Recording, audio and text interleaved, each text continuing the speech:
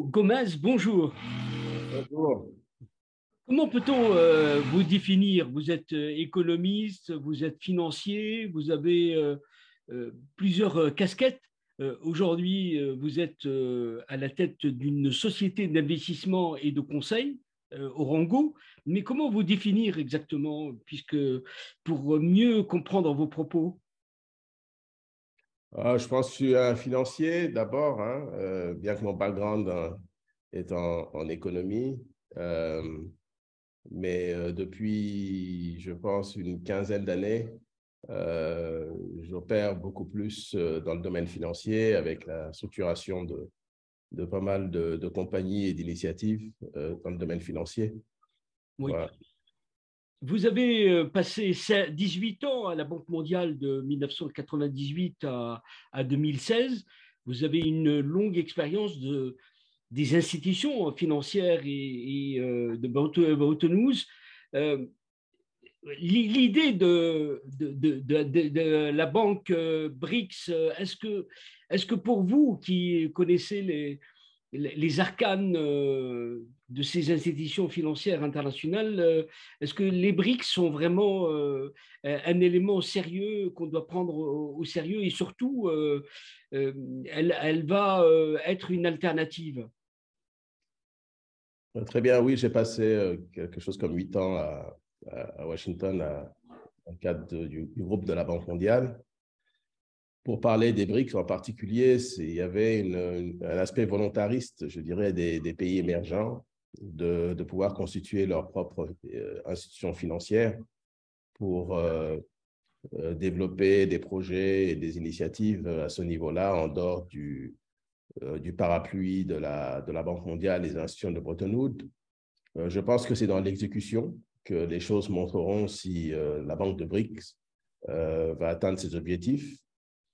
Dans l'ensemble, je pense qu'il faut y mettre le moins de politique possible et de s'orienter vers le développement de marchés.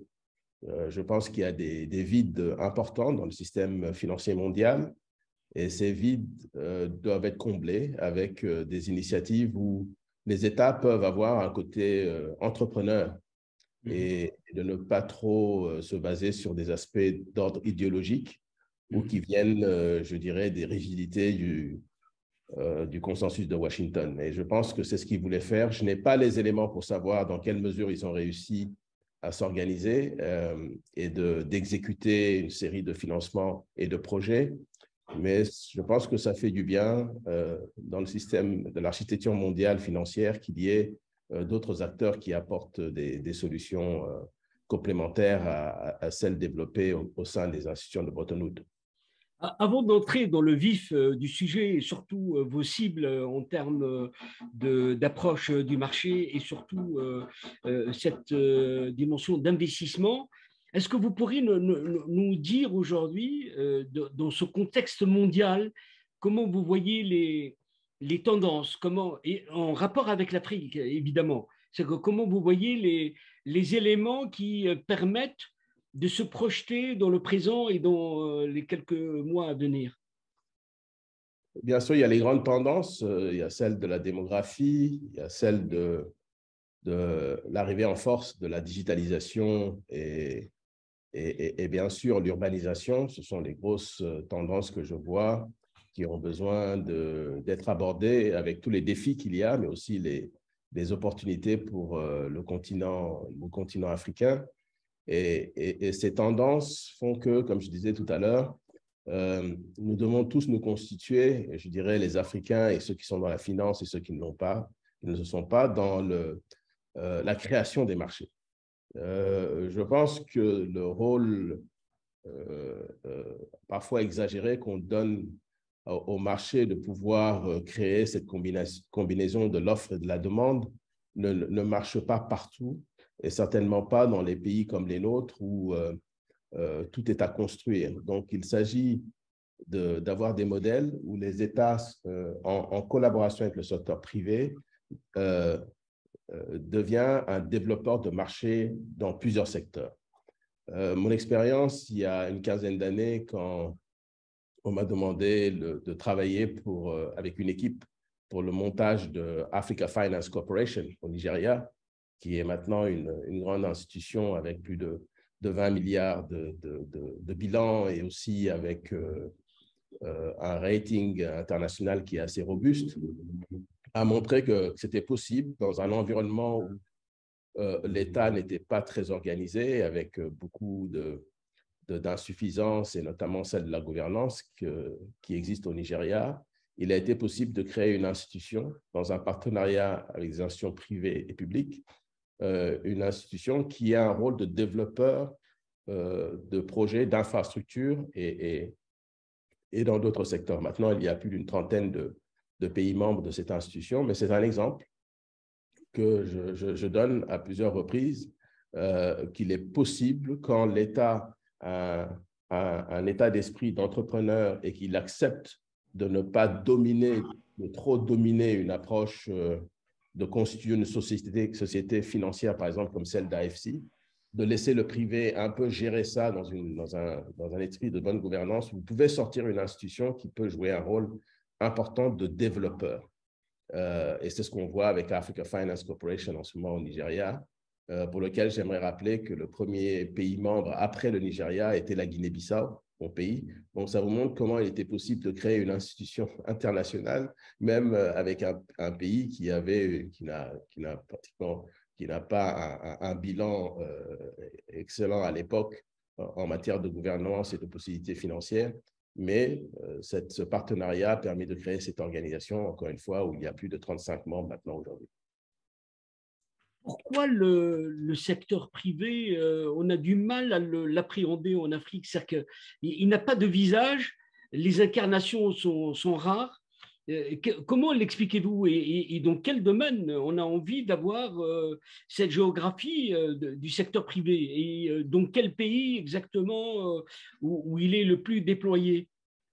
Non, je pense qu'il existe. Hein. Il n'a peut-être pas un visage qui est reconnaissable par d'autres au niveau, je dirais, des environnements extérieurs, mais il y a un secteur privé africain. Il n'est pas suffisamment dominé par des acteurs africains dans pas mal de pays, mais il se bat, il se bat bien. L'environnement qui est créé pour qu'il puisse se développer n'est pas parfait, au contraire, mais il y a ce développement du secteur privé. Ce qui manque, c'est, je pense, toute une architecture d'institutions financières qui puisse accompagner ce secteur privé. Mais il est là, il est innovateur.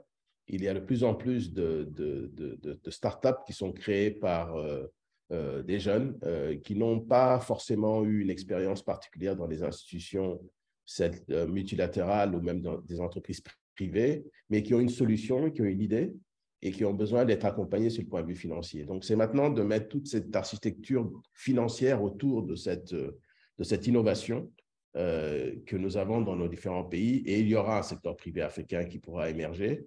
Et il faudra aussi trouver comment agréger cet effort, puisque parfois ces entreprises opèrent dans un marché qui est trop petit, trop fragmenté. Donc, c'est pour ça que nous encourageons dans plusieurs initiatives que je mène avec des collègues pour agréger ces compagnies en champions au niveau régional. Donc, ils auront une taille de marché plus grande, ils auront une possibilité d'interagir plus stratégiquement avec les institutions financières. Mais nous avons un secteur privé africain qui a ses fragilités, mais que, à mon avis, dans les 5-10 ans, on verra qu'ils auront de plus en plus simplement contrôle de l'économie de nos pays. En tout cas, il y a un vrai problème de communication pour se rendre compte de la réalité de ce. Est-ce que vous pourriez nous dire, nous définir les secteurs, les domaines et les pays où il y a ce dynamisme du secteur privé? Parce que le propos générique ne permet pas véritablement de l'incarner dans la réalité. Je donnerai l'exemple du Nigeria, il existe. Dans le domaine bancaire, on a vu comment le rôle des banques, je dirais, nigérianes a pu aider à changer un peu la physionomie des banques dans l'environnement francophone. Ce sont des entrepreneurs, des financiers au Nigeria qui ont créé ces banques-là, avec aussi un appui, je dirais, important du secteur public dans ces pays-là. On voit ce que Dangote a pu faire dans le domaine de l'énergie, dans le pétrole, la transformation, la raffinerie, qui est l'une des plus grandes au monde, et il est maintenant un des plus grands exportateurs de d'urée vers un pays comme le Brésil. Et il y en a pas mal d'autres dans le domaine agricole, l'agribusiness dans ces pays-là. Je pense que le Nigeria, malgré les insuffisances du secteur public, il y a un secteur privé qui est en train de se développer. Vous pouvez voir au Kenya aussi. Je pense qu'en Côte d'Ivoire, il y a des signes qui sont très, très rassurants. Au Ghana, il y a aussi un secteur privé qui émerge, qui va souffrir du choc macroéconomique que le Ghana vit actuellement avec sa situation de sa dette. Donc, il va en souffrir puisqu'il y aura des conséquences avec ce choc au niveau de la dette. Encore une fois, peut-être trop optimiste sur ce point-là, mais il y a un secteur privé africain. Ce qu'il manque pour pas mal de nos pays, c'est d'essayer d'aider à créer un système financier, un système bancaire, un marché financier autour de ces entreprises. Et vous serez surpris de comment ils vont s'agréger autour d'autres opportunités et de pouvoir conquérir des marchés au niveau régional. Dans l'accélération du monde, est-ce que vraiment ce rythme lent est un élément handicapant pour l'Afrique, alors que tout est en train d'être bouleversé? On voit l'intelligence artificielle et sa révolution majeure qui va faire disparaître des métiers par centaines. Et puis, surtout, le bouleversement autour de nous, l'énergie, l'informatique quantique, il y a plein d'éléments de bouleversement qui semblent ne pas toucher, en tout cas au cœur de la transformation de l'Afrique, ne semblent pas préoccuper les acteurs politiques et économiques de l'Afrique. Oui, il y a des bouleversements et des chocs qui vont impacter très négativement sur nos pays, mais ils viennent aussi avec beaucoup d'opportunités. Je pense que l'intelligence artificielle et tout ce qui est en train d'apporter avec des plateformes comme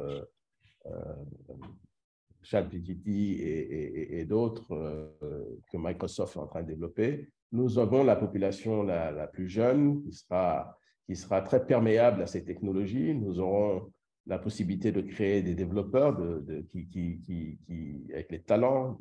Je suis tout à fait optimiste sur la capacité des jeunes Africains, avec l'accès à ces technologies, de pouvoir l'innover et l'utiliser pour d'autres secteurs. Mais il y a des préoccupations qui sont beaucoup plus globaux, planétaires, notamment la question climatique, qui va aussi nous poser des problèmes sur notre productivité, sur nos environnements. Il y a des éléments d'inquiétude. Et si vous avez un État faible pour ne pas faire face à ces chocs, c'est vrai qu'il y a des inquiétudes majeures que nous devrions avoir. Quelle solution apporter à ces États faibles? Est-ce que c'est parce que nous n'avons pas trouvé une architecture de gouvernance qui obéisse plus ou qui s'aligne plus avec nos réalités? Ou est-ce qu'on n'a pas réussi à apporter dans nos administrations des gens qui ont une compétence et une expérience qui peuvent aider à gérer nos États? C'est un problème majeur. Je pense que la politique attire de moins en moins des compétences dans nos pays. Donc, qu'est-ce qu'il restera dans nos administrations pour gérer nos pays? Pouvez-vous avoir le développement si vous n'avez pas de personnes, d'individus qui savent élaborer des politiques publiques?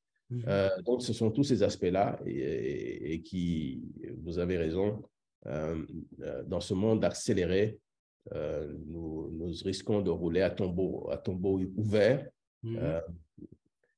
Mais les capacités d'ajustement sont là parce qu'on a une population jeune et ça, c'est un atout. Vous voyez, il y a énormément de balises avec la ZLECA, avec plein d'éléments qui constellent l'univers économique africain. Mais est-ce que les grands projets, comment vous entrez en résonance avec les grands projets, vous qui êtes au cœur de la réalité du secteur privé? C'est-à-dire que comment le va-et-vient se fait, ou c'est encore tout à fait neuf? Oui, les grands projets, je pense que ça permet de donner un horizon d'espoir à des acteurs, mais je suis toujours très prudent sur la mise en œuvre de ces grands projets d'un seul coup dans un continent comme le nôtre. Donc, je crois fortement à des approches où ce sont de petits groupes d'acteurs, un nombre de pays réduit, qui acceptent de mener une vision ensemble. Je ne crois pas à ce bain de foule ou ces vitesses en foule dans l'exécution de ces grandes idées, de ces grands projets. Il y a toujours un petit groupe je dirais, de goodwill, comme diraient les Britanniques, qui permet de faire bouger l'agenda.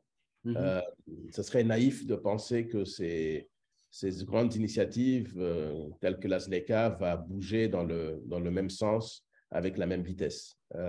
Il faut trouver un nombre de pays qui acceptent d'avancer, donner l'exemple. Et comme le succès apporte le succès, je pense que les choses finissent par se faire graduellement. Vous talonnez, pour ne pas dire vous suivez de près les Afro-champions, mais on a envie de bien identifier cet univers d'acteurs économiques. Vous le dites vous-même, vous voulez à votre manière être le market makers. Dites-nous un peu, parce que ces acteurs, notamment les Afro-champions, sont l'incarnation très souvent des multinationales qui trouvent des Africains comme relais pour en fait relayer leurs produits, si je puis dire. Non, alors l'initiative Afro-Champion, c'est d'abord des multinationales africaines. Donc, vous savez qu'un de nos parrains, qui est le président Obasanjo, l'a fait au Nigeria en prenant le risque de choisir des acteurs qui montraient donc cette propension vers le développement de marché, et des opportunités leur ont été données. Donc, il y a toujours des éléments de critique qui peuvent être apportés sur comment on choisit ces personnes ou comment on décide d'appuyer ces personnes. Et il y aura des échecs. Mais le pire, c'est de ne pas s'y aventurer. Donc, nous croyons fortement qu'il y a des outils pour aider à développer ces champions. J'ai été aussi impliqué avec le patriarche John Doe à la création de Askai, où il a réuni un groupe d'entre nous pour aider à créer la compagnie. Maintenant, 10 ans ou presque 15 ans après, c'est une compagnie qui marche, qui va maintenant jusqu'en Afrique du Sud, qui est rentable et qui a pu agréger un autre champion avec lui, c'est-à-dire Ethiopian Airlines. Donc, nous avons les outils, nous avons les modèles et le cadre pour le faire. C'est le courage politique de créer des champions dans chaque secteur. Et étant donné que nos pays sont fragmentés et que les marchés sont fragmentés, on peut mettre des pays et des acteurs autour de ces compagnies et créer des multinationales africaines. Donc, je pense que c'est loin de créer une plateforme pour ces multinationales européennes, bien sûr, qui prendront l'avantage. Il ne s'agit pas de fermer le marché, mais nous pouvons créer des champions, des compagnies multinationales africaines qui pourront agréger les personnes, les talents dans un sens panafricain et bien sûr être rentables puisqu'il faut qu'elles soient rentables. Oui. Quelle est la valeur ajoutée d'Orongo, puisqu'il faut apporter un plus et définissez-vous un peu votre univers? Nous avons tout simplement décidé d'apporter nos expériences ensemble, un groupe de collègues qui ont été associés à créer des entreprises toutes neuves, Greenfield, dans plusieurs secteurs. Donc, nous avons mis nos talents ensemble, notre expérience, et nous essayons de répliquer des expériences comme celle d'Askai, comme celle d'EcoBank, comme celle dans d'autres domaines des assurances, de le répliquer dans plusieurs secteurs. Donc, en ce moment, nous sommes très concentrés dans tout ce qui est l'aquaculture et dans certains domaines de l'agribusiness. Donc, des market makers, c'est-à-dire on crée une compagnie de toutes pièces, tout début, avec tout le modèle, le business plan, les acteurs autour. Mais sur ce que nous ne négocions pas, c'est la capacité. C'est-à-dire qu'il faut toujours faire en sorte que les talents qui vont gérer cette compagnie et la gouvernance que vous mettez au sein de cette compagnie est impeccable. Et c'est une condition sine qua non pour pouvoir créer des champions dans plusieurs secteurs.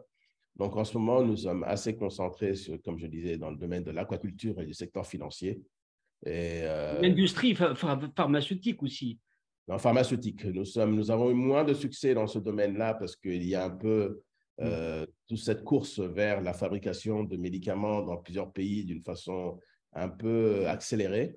Donc, nous avons mis un peu le pied sur le frein, sur ce sens-là, mais je pense que d'autres réussiront. Mais l'objectif, c'est comment vous créez un champion africain dans un domaine spécifique, avec un modèle, avec les talents, le rendre le plus panafricain possible et le plus rapidement possible, et avoir une gouvernance, encore une fois, qui est impeccable dans la gestion de l'entreprise. C'est-à-dire qu'il y a quelqu'un comme vous qui est attentif à tous ces facteurs économiques et autres. C'est qu'aujourd'hui, la croissance n'apporte plus d'emplois. C'est vraiment une source d'inquiétude. Est-ce qu'on est arrivé à la limite de notre modèle économique? Oui, la croissance dans nos pays est malheureusement assez anémique en emploi, surtout quand vous avez une croissance dans le domaine minier. Le secteur minier n'est pas très bon pour créer des emplois. Donc, il s'agit d'aller le plus rapidement possible vers l'industrialisation du coton, de tout ce que nous mangeons, pour éviter que ces produits aillent d'une façon brute vers les autres pays. Je pense que des pays comme le Côte d'Ivoire sont en train de faire beaucoup d'efforts dans le cacao. On me dit que pratiquement 40% de la production maintenant est pratiquement transformée sur place en grande partie. Donc, il faut continuer de toute façon accélérée. Et pour ça, il faut donner des appuis. Nous ne devrions pas avoir honte d'apporter certaines des subventions à partir du moment où ces subventions sont transparentes, parce que vous ne pouvez pas vous engager dans une industrialisation en respectant un peu… Donc, il y a une espèce de néoprotectionnisme spécifique qui peut être mis en place pour lequel nous devons, d'une façon transparente, le montrer à nos partenaires, mais nous devons passer par là si nous voulons une industrialisation de nos pays. Et aussi encourager le plus d'incubateurs, de startups, appuyer ces startups, les subventionner quand c'est nécessaire. Tout ça, ce sont des investissements. Je ne vois pas ça comme des dépenses par nos pays, mais il faut le considérer comme des investissements qui nous apporteront un retour intéressant en matière d'emploi et d'autres dans quelques années. Vous êtes l'incarnation parfaitement de l'africain global. Vous parlez 4 langues. Vous êtes lusophone, francophone, anglophone. Vous, vous, vous côtoyez l'Asie et notamment Singapour. En quoi l'Asie peut-elle être une source d'inspiration pour l'Afrique? Concrètement, c'est-à-dire que sur les aspects, on voit que très souvent, les expériences ne sont pas nécessairement transposables, hein. Oui, il ne s'agit pas de copier. Je suis en interaction avec Singapour depuis une dizaine d'années. J'ai pu les conseiller dans pas mal de domaines. Ils restent eux-mêmes. Je pense que nous, pour les Africains, il faut que nous restions nous-mêmes. Il faut savoir comment intégrer notre culture dans notre modus operandi. Nous avons une culture, nous avons des valeurs. Et comme disait Elwin, le philosophe sénégalais, nous ne devons pas rattraper quiconque. Elle n'a rien à rattraper. Donc, je pense que Elwin, c'est ce qu'il a voulu dans son livre Louis Afropolka, Smart, oui. clairement guider les Africains sur un besoin d'une introspection et de changement de notre état d'esprit. Donc, je pense qu'il faut que nous soyons nous-mêmes. Nous avons une culture qui est la plus riche et pour lequel elle peut inonder le reste du monde. Sur le point de vue génétique, nous avons des atouts qui sont énormes. Tout est parti de chez nous jusqu'à maintenant. Et nous avons une diaspora qui est énorme. Quand on regarde un pays comme le Brésil, où pratiquement plus de 70% ou 80% de la population a du sang noir, je pense que c'est un atout que nous devons incorporer dans notre réflexion pour le développement. Et pour cela, il faut que l'Afrique s'organise. Un de nos grands problèmes, c'est l'organisation, la capacité de mettre des plans d'action, de les suivre et d'avoir des États qui soient un petit peu plus entrepreneurs, puisque nous sommes en compétition globale et on ne peut pas penser que c'est le marché qui viendra ajuster notre façon de faire. Je rappelle, Paul Gomez, que vous êtes le créateur de la société d'investissement et de conseil Orongo, que vous êtes économiste, vous êtes financier, un grand connaisseur de l'Asie. Merci d'avoir été avec nous et de nous avoir permis de mieux comprendre votre vision de l'Afrique et de la finance. Merci. Beaucoup, Hicham, merci beaucoup pour votre capacité aussi de raconter et d'apporter une bonne narrative sur l'Afrique. Je pense que c'est important. Nous aurons encore des défis, nous aurons des moments difficiles, mais nous aurons besoin de gens comme vous, des journaux comme les vôtres, pour pouvoir nous rappeler que tout n'est pas dramatique, tout n'est pas catastrophique, parce que je pense que ça peut avoir un impact très négatif sur les générations futures, de tout le temps penser que tout est mal dans notre continent. Absolument. Merci beaucoup et à très bientôt, hein.